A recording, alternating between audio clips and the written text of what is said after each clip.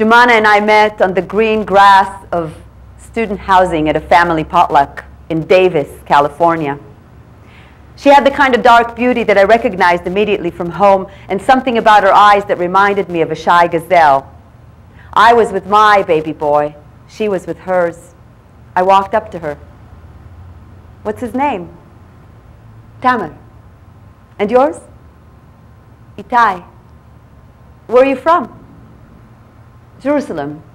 Nirmal, actually. I'm from Jerusalem, too.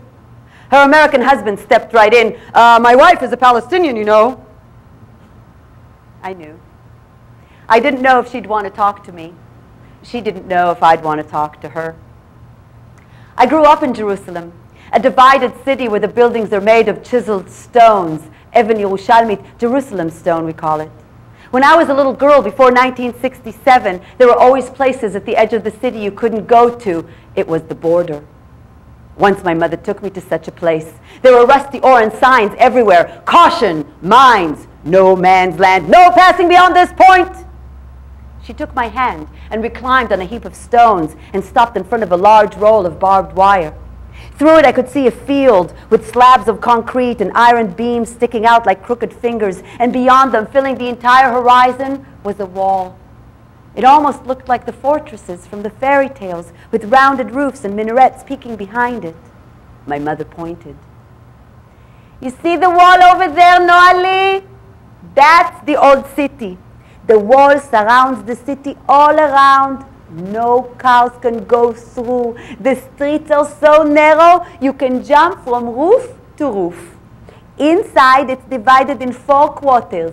The Muslim quarter, the Christian quarter, the Armenian quarter, and the Jewish quarter. That's where the Wailing Wall is.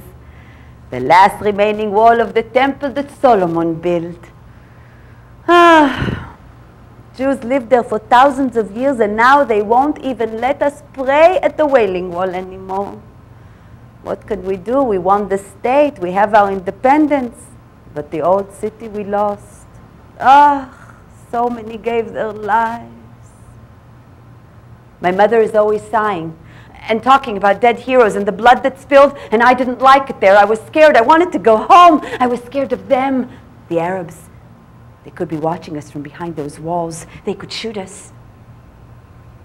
When my grandmother hears the word Arab, she says,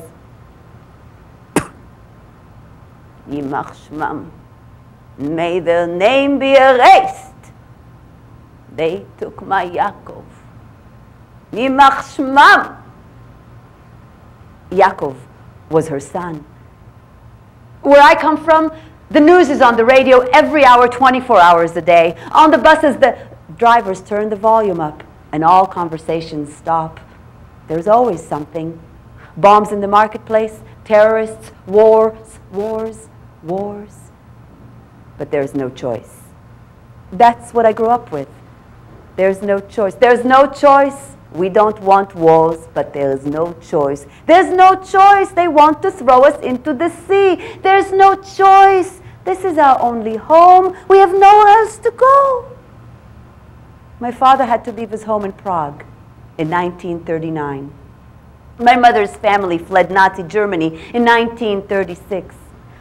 Their entire family is gone.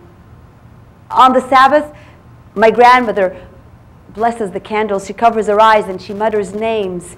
Her parents and her brothers and her sisters and their husbands and their wives and their children. So many children. She once told me that her grandfather had 40 grandchildren. All gone. The Nazis took them. Yimach Shmam. The Nazis, they come at night and they can take you away. The Arabs, they shoot you. When I was a little girl, I had this dream. All through my childhood, I dreamed the same dream. It had 2 different endings, but it always started the same. I bake a cake 3 tiers high, pink and white frosting. I sneak out at night when no one is watching, and I climb the wall. I know exactly where it is. I slide down the tree on the other side, and underneath the tree, there's a table, and around the table, all the Arabs are sitting.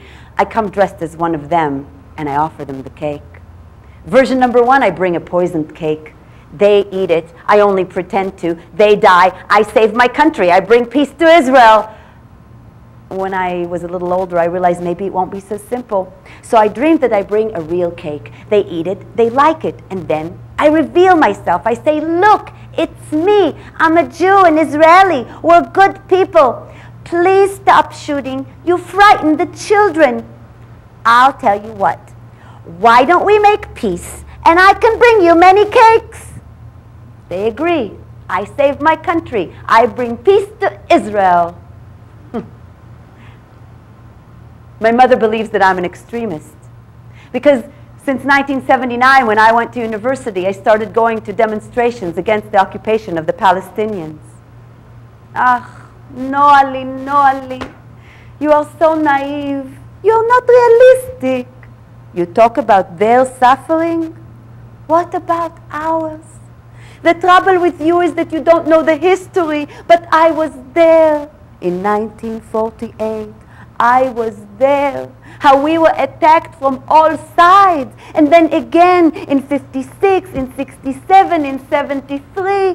Attacked again and again. We are still fighting for our existence.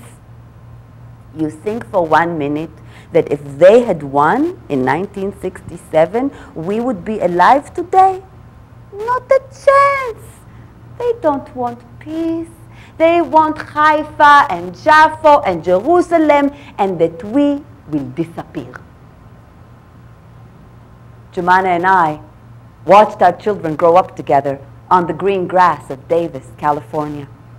Davis, a town where the biggest political struggle in history has been to save the toads from being squashed when they cross the highway.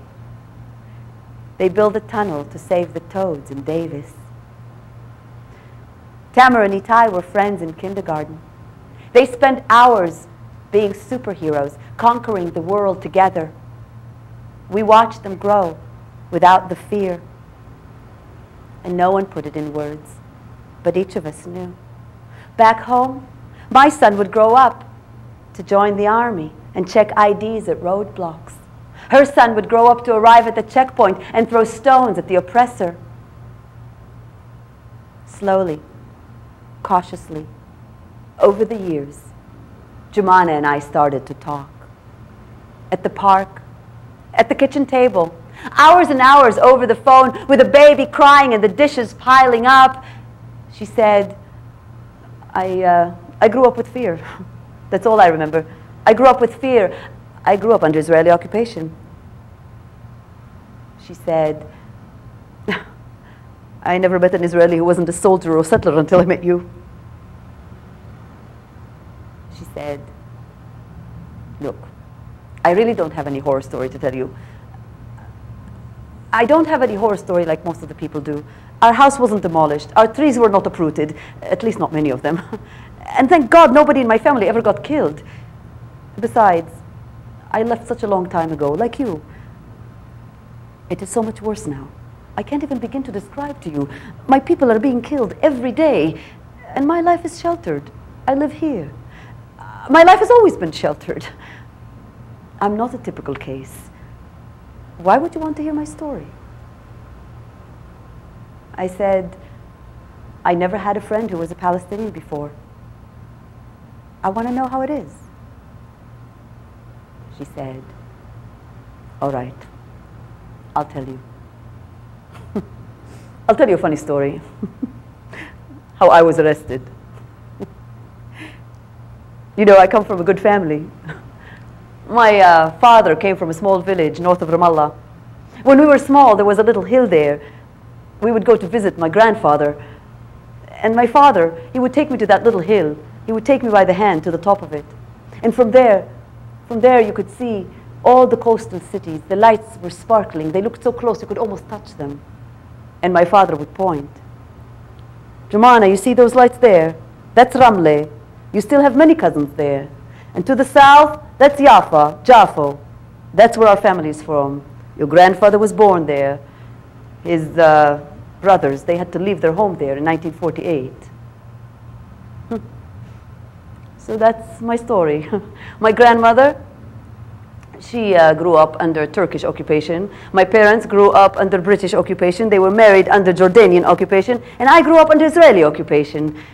But my parents never allowed us to be involved in anything. No politics, no violence, nothing. My father just wanted us to have a good education. My mother just wanted us alive. And I always was a good girl. I stayed out of trouble. My dream was to be an engineer.